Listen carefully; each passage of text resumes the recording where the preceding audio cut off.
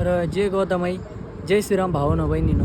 तर काल मी सकाळी निघलो आहे 11 वाजता आपल्या कोपरगाववरून तपोवनमधील 1700 झाडं वाचवण्यासाठी कोपरगाव ते नाशिक तपोवन सायकल प्रवास मी केला आहे. काल रात्री पोचलो 7 वाजता आणि आपला टेंट बघू शकता पाठीमागं, तिथंच आपण मुक्काम केला आहे रात्री.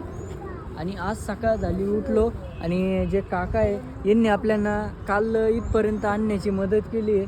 नंतर तिकडं पण गेलो, तिकडं रामाची मूर्ती तिकडं बघून आलो. आता सध्या हळूहळू भरपूर पब्लिक येऊ राहिली आणि आपण माहिती देतच राहतो आहे.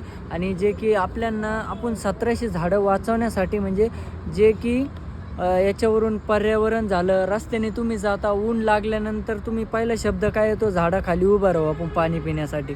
तर दुसरा शब्द पर्यावरण, यासाठी आपण सगळं काही करतो आहे. तर मला वाटतं की जो आत्ता 2026ला कुंभमेळा भरणार आहे, तर त्यासाठी तुम्ही साधू संतांसाठी, तर मला वाटतं की झाडे असेच राहावं आणि ह्याच ठिकाणी तुम्ही साधू संतांना मुक्कामी ठेवू शकता.